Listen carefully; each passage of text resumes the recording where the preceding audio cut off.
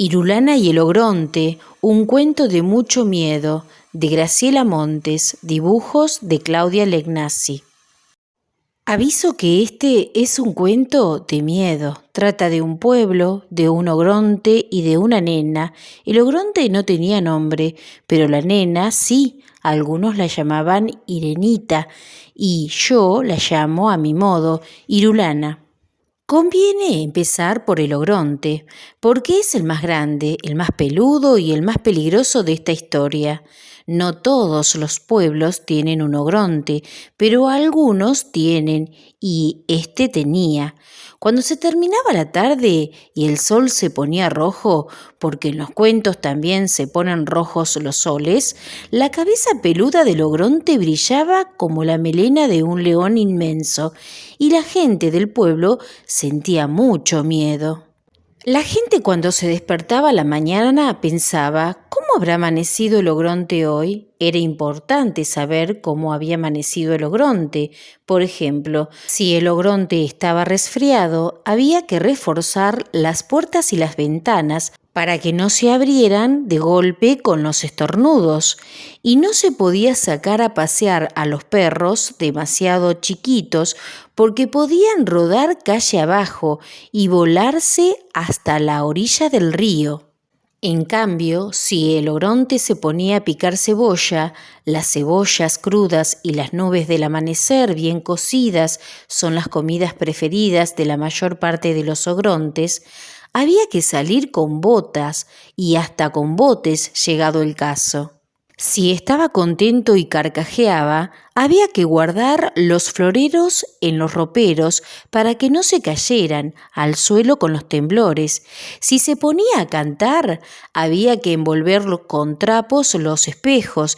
Y si estaba enojado, bueno, todos cuidaban mucho que el ogronte no se enojara.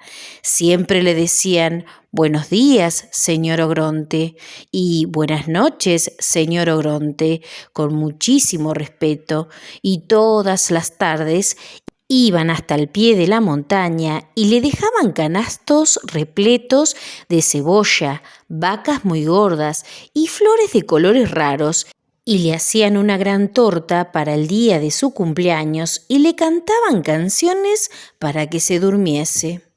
Todo era para que no se enojase, pero igual un día el ogronte se enojó. Se enojó porque sí. Vaya uno a saber por qué se enojan los ogrontes. Se notó que se había enojado porque empezó a gritar y a rugir y a mover los brazos en el aire como un molino, y porque sus dientes, enormes, no se imaginan ustedes lo enormes y lo filosos que son los dientes de los ogrontes enojados, brillaban más que su melena del atardecer.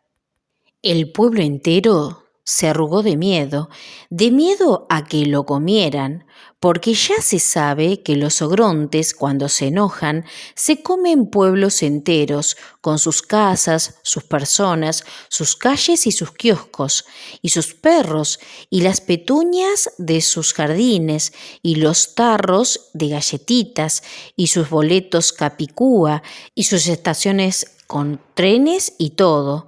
La gente salió corriendo, algunos iban con las orejas tapadas.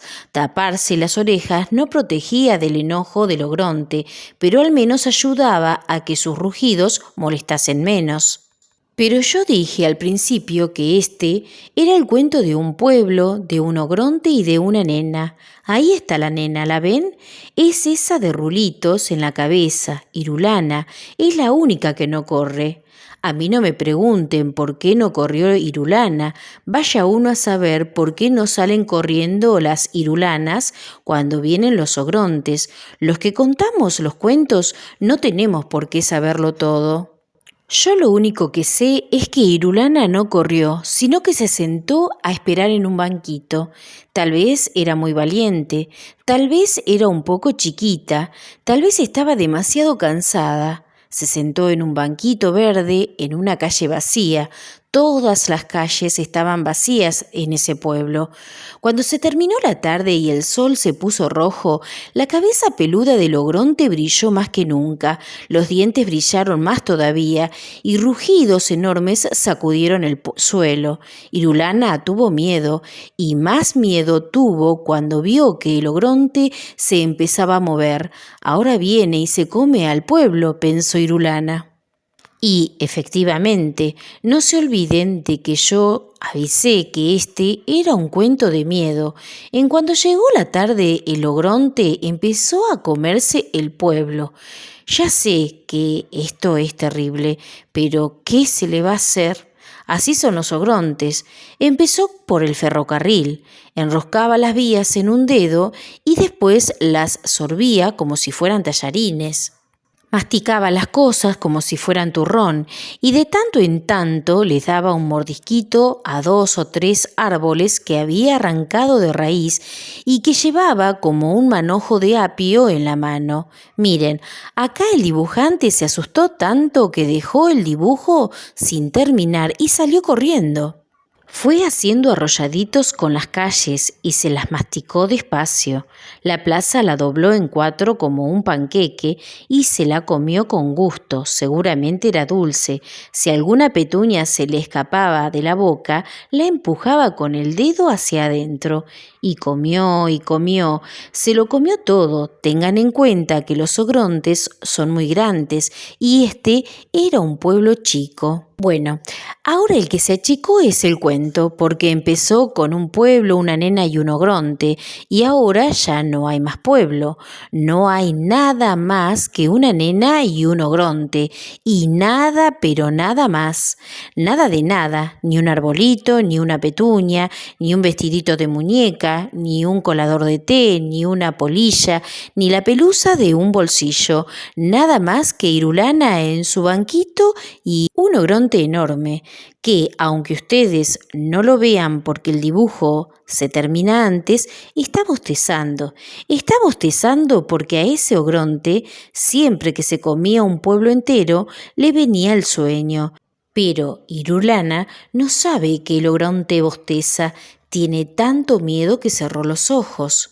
El ogronte da 1, 2, 3 pasos más y los pasos de los ogrontes llevan muy lejos y justo cuando está por descubrirla a Irulana en su banquito, se queda dormido. Acá en esta página está todo un poco movido porque el ogronte se quedó dormido de golpe y cayó al suelo haciendo mucho ruido. Ahí fue cuando Irulana abrió los ojos y lo vio. Parecía una montaña, pero seguramente era un ogronte porque las montañas no usan botas lustrosas ni cinturones de cuero y roncaba además como solo roncan los ogrontes. Irulana era una nena valiente, pero también era chiquita y se sentía sola. Cualquiera se sentiría solo en el lugar de Irulana. No tenía nada en el mundo. Nada más que un ogronte dormido y un banquito verde, y eso no es nada, es muy poquito, sobre todo cuando el aire se pone negro y se viene la noche oscura, pero oscura, oscurísima y oscura. La luna no había salido todavía y las estrellas estaban demasiado lejos. Esta página de acá está toda oscura y toda vacía, así de oscuro y de vacío estaba el mundo. Entonces Irulana se puso de pie en su banquito que, como estaba tan negro todo, ni siquiera era un banquito verde, y gritó bien, pero bien fuerte, lo más fuerte que pudo gritar: ¡Irulana! Eso gritó una sola vez, y aunque Irulana tenía una voz chiquita, el nombre resonó muy fuerte en medio del oscuro, y el nombre creció y creció. La I, por ejemplo, tan flaquita que parecía, se estiró muchísimo, no se quebró, porque era una I muy fuerte, y se convirtió en un hilo largo y fino que se enroscó alrededor del ogronte, de la cabeza del ogronte, de los pies del ogronte, de las manos del ogronte, de la panza inmensa donde estaba todo el pueblo. Y la R se quedó sola en el aire, rugiendo de rabia, porque las R's rugen muy bien, mejor que nadie, y la U se hundió en la tierra y cavó un pozo profundo, lo más profundo del mundo, y entonces la R, que rugía como una mariposa furiosa, hizo rodar al ogronte hasta el fondo de la tierra. En una de esas ustedes ponen cara de no puede ser y se ríen y dicen que una palabra no puede hacer esas cosas, y yo digo que sí puede. Prueben, si no de decir una palabra importante, una sola, en medio de la noche oscura y al lado de un ogronte.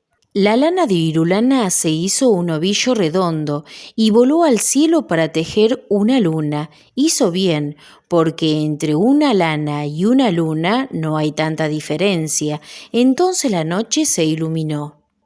Aquí está toda iluminada. Ahora sí se puede ver bien lo que pasa en este cuento. Hay un ogronte enterrado en un pozo muy profundo, tan profundo que casi ni se ve, que lo ataron como un matambre, y hay una nena chiquita que mira la luna llena desde arriba de un banquito.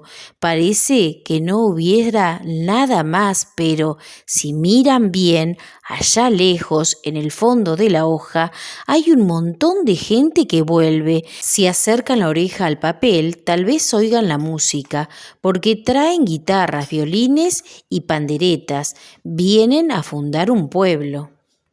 Y este cuento se termina más o menos como empieza. Había una vez un pueblo y una nena. Ogronte, en cambio, no había. Algunos pueblos tienen ogronte, pero este no tenía. Es un cuento un poco igual y un poco diferente. Eso sí, seguro que no es de miedo. Fin.